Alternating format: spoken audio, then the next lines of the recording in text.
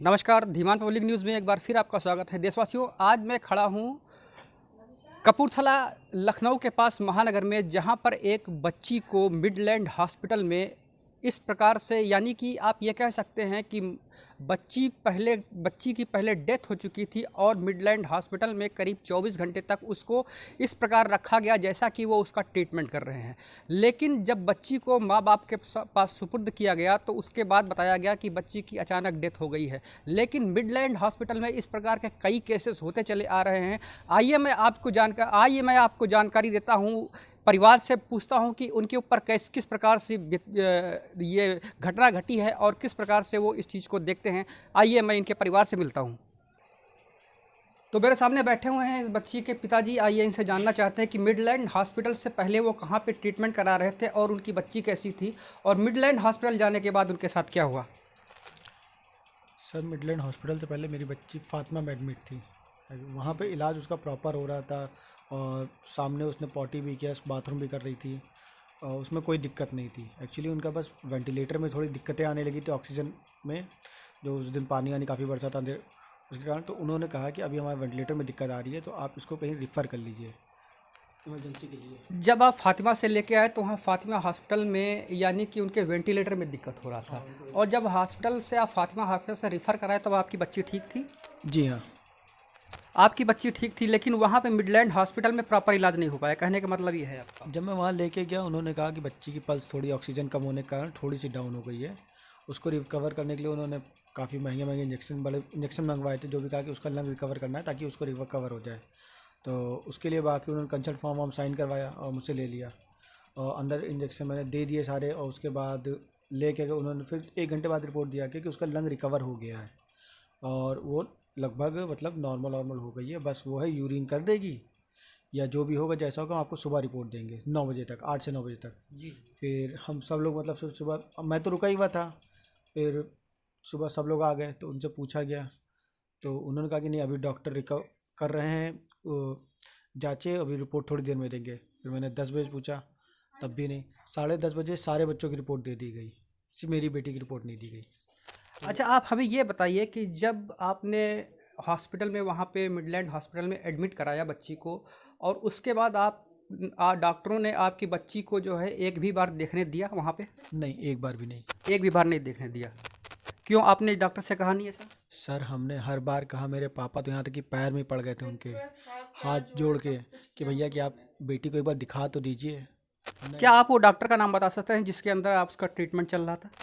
एक नाम मुझे नहीं याद है, 1 मिनट, मेरा दिमाग ने क्या था डॉक्टर का नाम, केपी सिंह। कौन से डॉक्टर थे sir? KP Singh. Doctor KP Singh. आइए इनकी रिपोर्ट भी ज़रा हम इसमें आपको दिखाते हैं कि रिपोर्ट में कैसी कैसी उन्होंने रिपोर्ट दिखाई है। टाइम लिखा है इन्होंने 3:40, ये डेथ सर्टिफिकेट दिया गया है जिसमें 3:40 का इसमें टाइम लिखा हुआ है। जबकि उन्होंने बेटी को 3 बजे ही डेट बता दिया था मेरे। जबकि उन्होंने, हाँ, बच्ची को 3 बजे बता दिया है, और ये सर्टिफिकेट उन्होंने 3:30 पर दिया हुआ है। और 3:40 40 मिनट पर यहाँ पर सर्टिफिकेट दिया हुआ है। 3:40 पर डेथ हुई है। सर, आपने एफआईआर, तो यहाँ पे ये रिपोर्ट में सामने आई है कि बच्ची की जो मृत्यु हुई है वो 3 बजे हुई है, और रिपोर्ट में 3:40 पर यहाँ पे दिखाया गया है। तो कुछ तो ज़रूर गोलमाल है इसमें। सर, आपने एफआईआर की है वहाँ पे? जी हाँ सर, एफआईआर की है, लेकिन अब पुलिस तो नॉर्मल सी बात है, रसूखदारों का साथ देगी। हॉस्पिटल, उनके चौकी उन्होंने खुद बनवा रखी है, वहीं चौकी पे वो सारा सेटलमेंट होता है। हमने जब एफआईआर की तो पुलिस ने हमारे ऊपर दबाव बना रही है कि मतलब कि नहीं, ऐसा कुछ नहीं है, सब नॉर्मल था और बच्ची की डेथ नॉर्मली हुई है।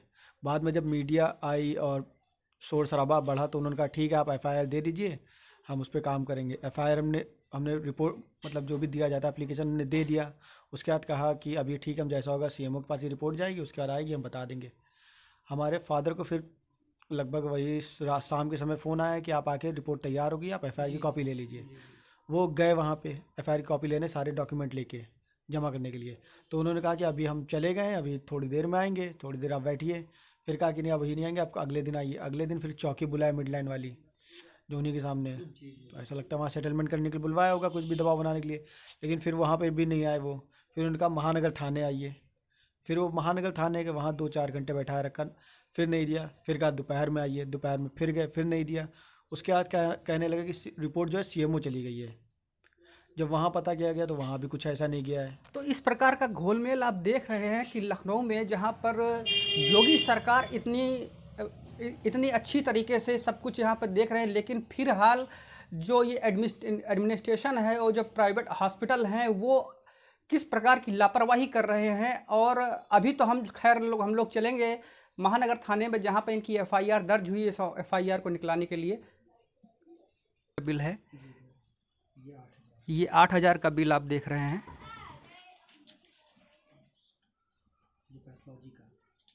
सारी पैथोलॉजी की चेकअप, जितनी भी चेकअप हुई है यहाँ पे आप दिखा रहे हैं। इनके इस बच्ची के पिताजी,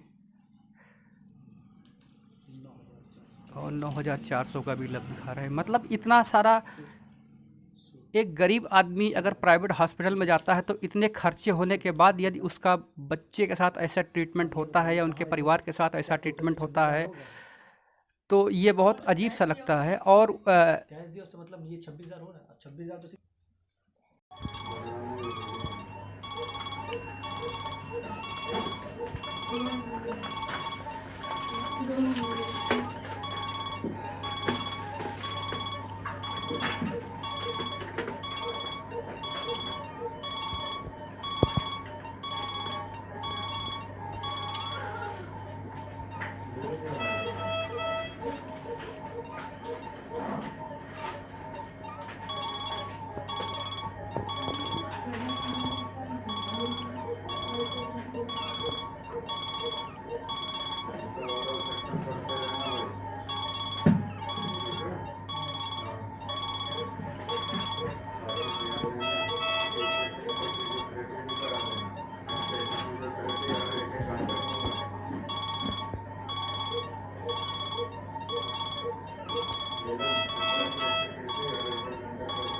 मैं बच्ची के माँ के साथ आपको कुछ बातें कराता हूँ, इनके साथ कैसे क्या हुआ। और ये तो आखिरी बार देखने भी गई होंगी बच्ची को, देखने को नहीं मिला है। देखने दिया था आपको वहाँ पे?